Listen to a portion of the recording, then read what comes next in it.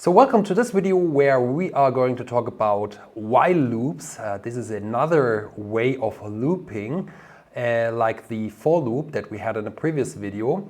And let's have a look on the syntax here. So we are defining a variable I with 0, and while this variable I is below 3, we are looping.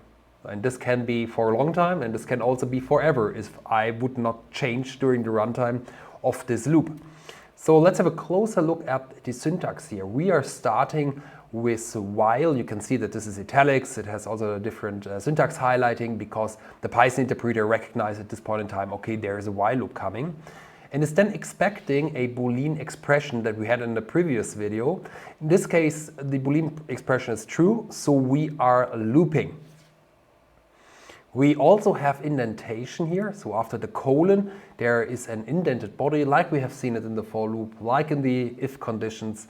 So this is actually always the same. We have the 4 blank spaces for indentation, then the indentation body is looped, and when there is a first line that is not indented, the while loop is over.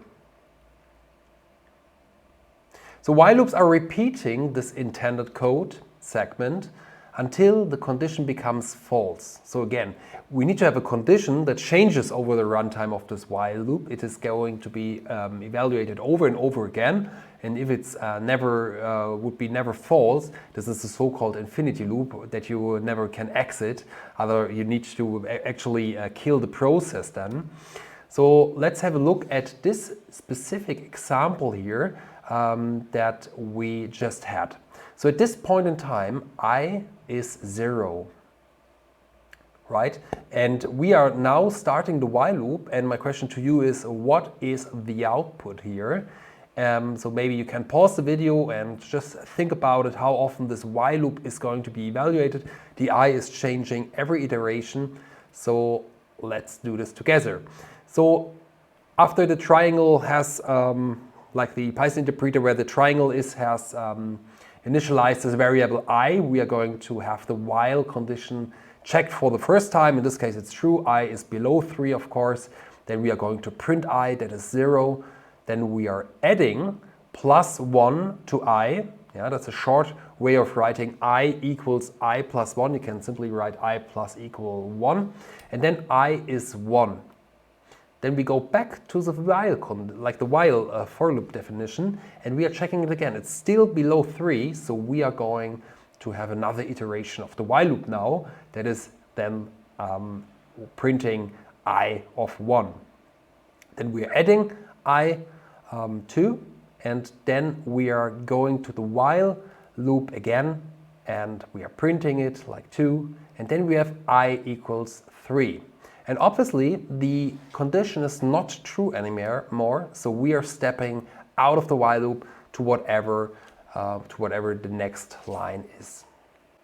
And let's have a look at the Jupyter notebook here, where we can test some while loops.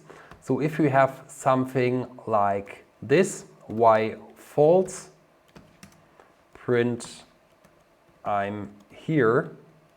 This is actually not going to be executed a single time because the entry condition is false and stays false, of course. So this is going to be executed nothing, right? So if we would write true here, what happens is you're writing a so-called infinity loop. If I'm going to execute this right now, I need to restart my kernel, and this will take a couple of seconds, so I'm not doing it. But this is a situation where the Python interpreter is really stuck in the while loop. It's an infinity loop, it runs forever, so don't do something like this. There are some situations where you can exit the while loop without that condition to be true that we will look on in a future video. Let's make a more practical example. So we say while counter is below 100, so this is what our counter is, and we are counting upwards, obviously in the while loop. So having a counter equals counter plus 1, and again you can write this line like this. This is short for counter equals counter plus 1. And then we need to initialize the counter with 0. And then actually we are iterating this while loop 100 times. So I'm going to print these 100 times I'm here. Obviously this makes not too much sense, so let's do the following.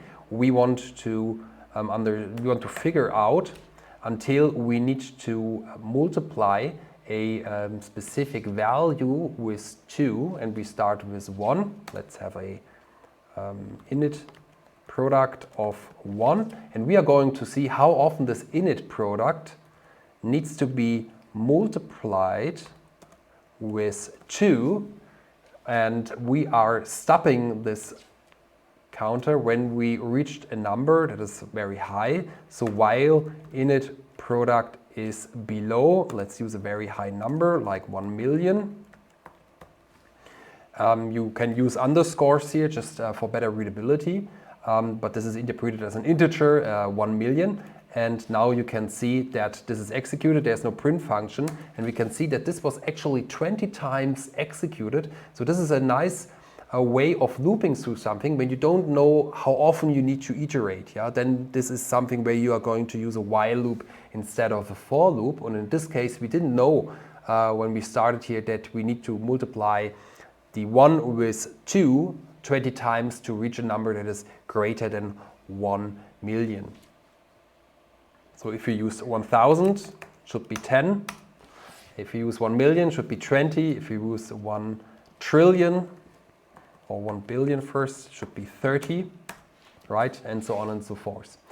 So this is it for this video. In the future videos, we are going to look on these keywords, break and continue, where we have the possibility to prematurely stop such a while loop, for example, when you have a while true loop, or also called infinity loop. So stay tuned.